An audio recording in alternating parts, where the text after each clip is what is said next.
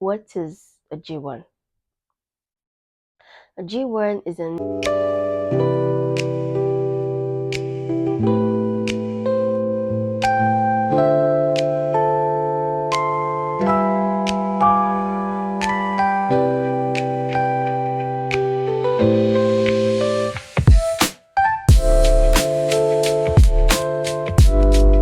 Hi homies, welcome to my YouTube channel.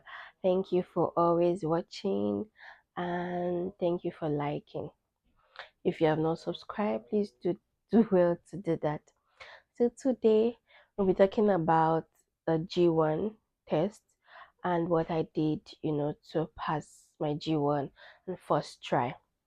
So what is a G1?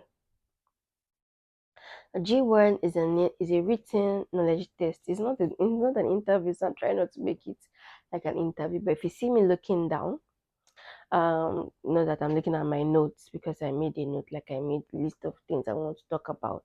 So G1 is a written knowledge test and is a beginner's license in Canada. So uh, just like me, I've never owned a license. I've never owned a license. I don't drive back in Nigeria, so I don't own a license. So I have to start all over again here. So, and the first step is to take the G1, and it's a written knowledge. It's a written knowledge. It's a written knowledge test rather. We'll get more. We'll get to talk about the test more in the video. So it's the first step in Ontario's graduating licensing system. If you have your own license back in Nigeria or your home country, I think you can substitute it, right? But that's a different process. Here we're just talking about the G1. So that's that. Now, what do you study for this test? What do you study for this test? I studied the Ontario's driver's handbook. I studied Ontario's driver's handbook, and another book I used to study was just like a combination of question and all that. I'm going to put them in the uh, description if you can get them. I'm going to put them in description.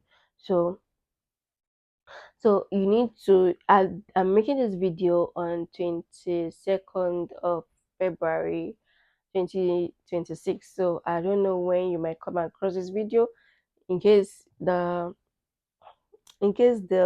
handbook or the guide I used in practicing is no longer valid.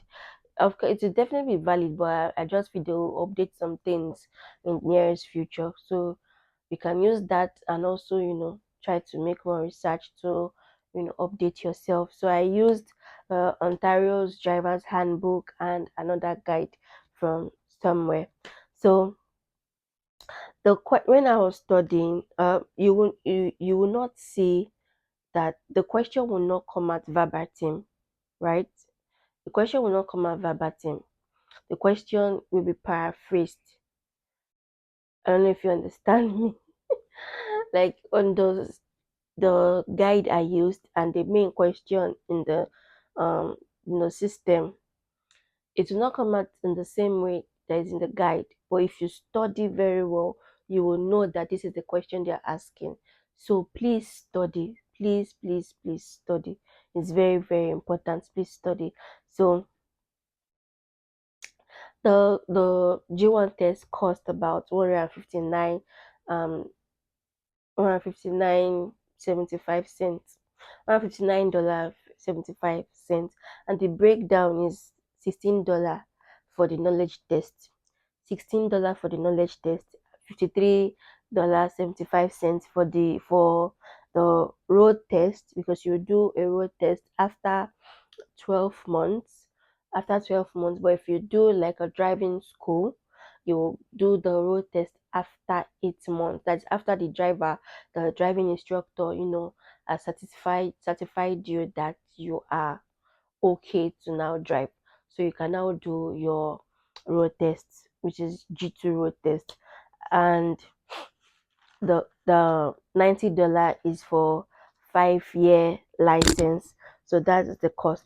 And please note, for every time you fail the knowledge test, you will pay $16. So if you fail 5 times, you pay $16 5 times. So please study. So even if you fail once, you know that you are going to pay $16 once, or you don't even have to even pay, because it's simple actually, but you need to study. When it's simple when you study. So that is the breakdown.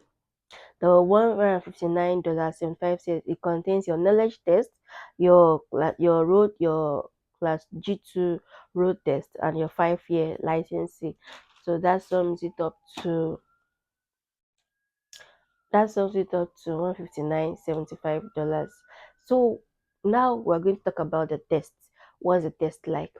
So the tests have like 40 multiple choice question, 40 multiple choice question. So it contains the road sign section and the rules and regulations sign section.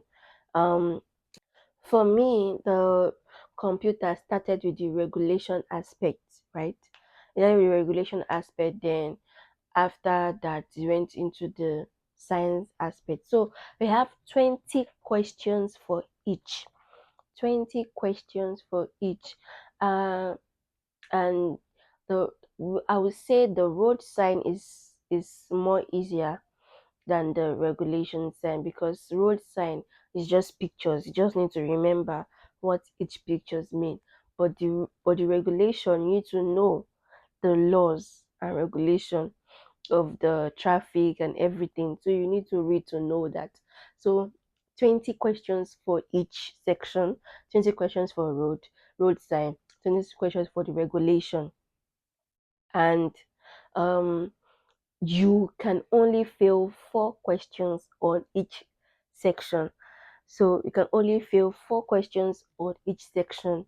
That means you have to, the pass mark is 16 on each section. 16, 16. So please study. If you don't want to be paying $16 every time you fail. So please study. So as you know, it's on a computer. It's on a computer. So another thing is that it will tell you right there and then if you are correct. Not, it's not like you finish all the questions to not tell you, oh, you passed. No. Let's say you are a number one. You're on number one. Once you click your answer, it will tell you correct. Once you click your answer, it will tell you correct. So if you click the wrong answer, it will tell you wrong. It will tell you wrong, and you cannot answer it again until you are done. So just don't fill more than 4 questions. That's my advice. Don't fill more than 4. So it will tell you there and then if you're wrong or right. So where do you take this test? You take it at any drive test center or near you, any drive test center in your location.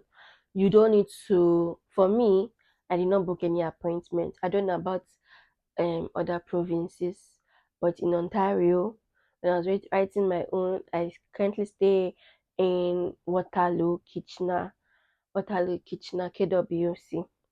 So I didn't book any appointment. I did not book any appointment. I just, went there and paid at the point of application. Like at point of application, I went there and I paid. So when I got there, I took like a paper for tickets. You wait. Then they call you. When they call you, you go with your first of all, you go with your um ID card, two ID card. So me, I went with my photo ID card and my passport. A friend of mine went with her school ID card. Somebody else say you can also go with your study permit or work permit, but you have to go with like two identification, like two types of identification, right? Me, I went with my Ontario ID card, and you cannot have driver's license and Ontario ID card, so they took my Ontario ID card after I submitted it to them because I can have two of them. So they will take that, and then they will do like a vision test for you. They do like a vision test for you, and then they take your picture, and thereafter you pay. And immediately you pay, they just direct you to where you do the test. You don't have to wait. The computers are already there. It's a room. They'll just direct you.